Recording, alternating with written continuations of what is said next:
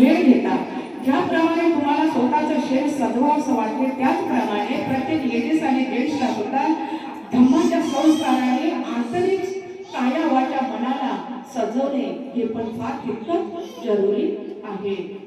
तर तुम्ही वेळातला वेळ काढून रोज बुद्ध विहारामध्ये येत जा. तर बुद्ध विहार म्हणजे काय आहे तुम्हाला काय वाटते? फक्त इथे वंदना मिळते आणि वंदना म्हणजे काय या विषयी सुद्धा जाणून घेत नाही तुम्ही.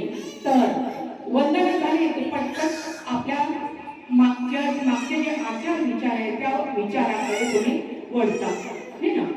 तर तुम्ही रोज वंदनेला येण्याचे कारण सांगते. तर रोज जर तुम्ही वंदनेला आले तर तुम्हाला तथागत भगवान बुद्धाचे जे संस्कार आहे ते मिळेल, जीवन जगण्याचा मार्ग मिळेल, उपदेश मिळेल है ना. आणि जो उपदेश तुम्ही ग्रहण कराल तोच उपदेश आणि मार्ग तुम्ही तुमच्या मुलांना सांगाल. घरी गेल्याच्या नंतर तुमचे मुलं तुम्हाला विचारतात कधी कधी की मम्मी तू कुठे गेली होती? तुम्ही काय म्हणता? बुद्ध विहारामध्ये गेली होती. एखादी त्यामध्ये तसा हुशार मुलगा असतो तर बुद्ध विहारामध्ये काय मिळते? तर त्या प्रश्नाचं उत्तर तुम्ही काय द्यायला पाहिजे? बुद्ध विहारामध्ये गेल्याने बुद्धाचे संस्कार याकरिता इथे मार्गदर्शन मिळते, बुद्ध संस्कार मिळतात. म्हणजे आर्य अष्टांगिक मार्ग, पंचशील मार्ग हे जीवन आपल्याला घडवते. इतकंच ते आत्मसात करावं लागते. आणि तुम्ही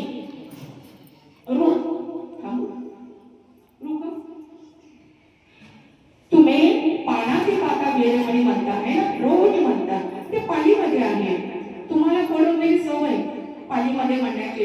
पण तुम्ही कधीही हा विचार केले नाही की पाण्याची पाता वेळोवेळी शिक्षापदम समाधी आम्ही कशाला म्हणतात मराठीमध्ये जाणून घेण्याचे तुम्ही कधीच प्रयत्न केले नाही. तुम्ही येतात हे मान्य आहे आम्हाला, पण ते पंचशील मराठीमध्ये समजून घेणं हे पण तितकंच जरुरी आहे. तर पाण्याची पाता वेळोवेळी म्हणजे काय?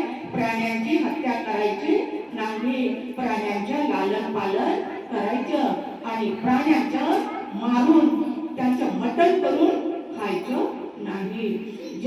असे बुद्ध हे संस्कार आहे. बुद्ध म्हणतात डॉक्टर बाबासाहेब आंबेडकरांनी सुद्धा आपल्याला पंचशील दिलेले आहे. तर पहिलं जे शील आहे ज्याप्रमाणे आपण छोटे मूल असते त्यांना जे प्रेमाची जरूरत असते तसेच जे कुत्र आहे, मांजर आहे, जे प्राणी असतात त्यांना सुद्धा प्रेमाची जरूरत असते. म्हणून आपले जीवीचे चोचले पूर्ण करण्याकरिता त्या प्राण्याची हत्या करून भाजी करून खायचं नाही. ज्याप्रमाणे आपण ज्याला मारतो त्याला सुद्धा कळते का आम्हाला मारत आहे म्हणून. एक दुकान असते, दुकानाच्या समोर आहे त्या बोकडाला नेतात किंवा असतं बकरी वगैरे असते की हे सगळं खिचत त्याला नेतात. त्या दुकानाच्या समोर वगैरे नेल्यानं तो जे बकरी किंवा बोकड असतो तो जोरात ओरडायला लागतो. म्हणजे नैसर्गिकरित्या त्याला चालना मिळते की मला आता कापणार आहे, मारणार आहे, खाणार आहे, कापणार आहे, मारणार आहे, खाणार आहे, त्याला कळतं बरं. त्याचप्रमाणे असे बुद्ध म्हणतात, त्याचप्रमाणे आपल्या सोबत वगैरे असं कोणी वागायला लागलं तर आपल्याला कसं वाटेल है असे बुद्ध म्हणतात. आपल्यावरून दुसऱ्याच्या भावना त्याचं दुःख हे जाणा आणि समजा.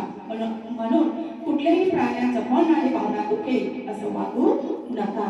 कुत्र असो, मांजर असो असं करू नका. आता दुसरं आहे तुम्हाला माहित आहे पण एकही माहिती आहे मराठी शब्द याच्यामध्ये 2-3 पॉइंट्स येतात, मी सांगते पुढे. दुसरं आहे अदिन्न दाना वेरमणी शिक्षापदम समाधियाने.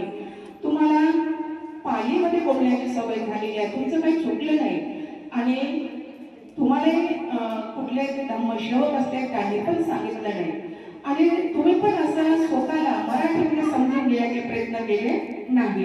मैत्रिणीसोबत येतात, मैत्रिणीसोबत वंदना करतात, परत तशाच मागे जातात.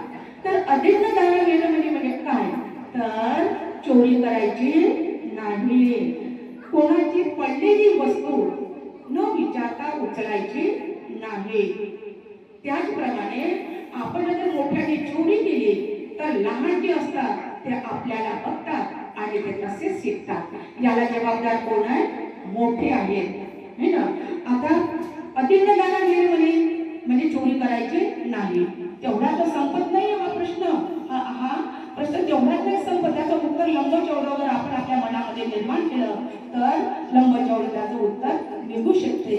म्हणजे मोठे ज्याप्रमाणे वागते त्याप्रमाणे आपल्या घरातले तसेच शिकतात आणि समाजामध्ये चोर चोर म्हणून आपली बदनामी होते आणि आपल्या परिवारामध्ये सुद्धा आपली बदनामी होते. आपण अशा प्रकारे म्हणजे चोर चोर म्हणलं तर आपल्या मनाने भावना दुखावल्या जाते. म्हणून असं मोठ्याने असं वागायचं नाही आणि मोठे ज्याप्रमाणे वागतील त्याप्रमाणे हे छोटे बघतात आणि हे त्याचप्रमाणे मग तसे आपल्याला बघून करतात.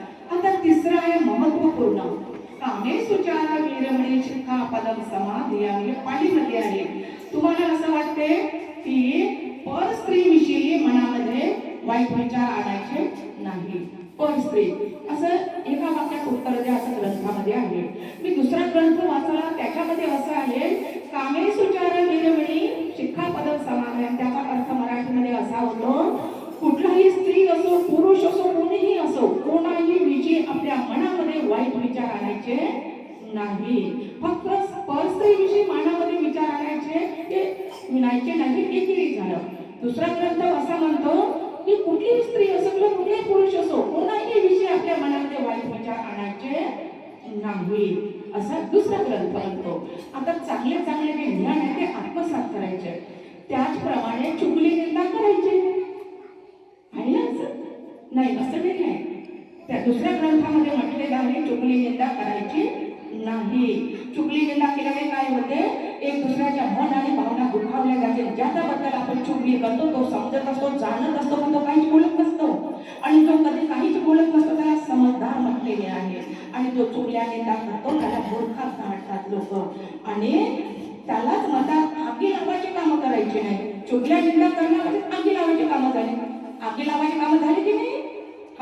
संसारामध्ये आधी संसाराच्या आगी लागलेल्या जिकडे तिकडे जिकडे तिकडे पोट्ट ऐकत नाही, पोट्टी ऐकत नाही, नवरा ऐकत नाही, बुड्ढ ऐकत नाही, बुड्ढी ऐकत नाही, आहे ना. असं नातू ऐकत नाही, पंथू ऐकत नाही. या संसारामध्ये वेगवेगळ्या प्रकारच्या अडीअडचणीमुळे तुमच्या संसारामध्ये आधीच आगी लागलेली आहे. त्याच्यामध्ये काय करतात, आणखी त्या संसारामध्ये इकडचं तिकडचे इकडे पण आगी लावायचे कामं करतात.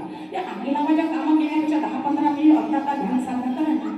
त्याच्यापेक्षा ध्यान साधना जर केलं तर तुमच्या मनामध्ये चांगले चांगले विचार आचार निर्माण होईल. तुमच्या मनामध्ये चांगले विचार निर्माण होईल आणि तुम्ही सुसंस्कारी ज्ञानी आणि बुद्धिवान बनाल. तुम्ही धार्मिक वृत्तीने बनाल.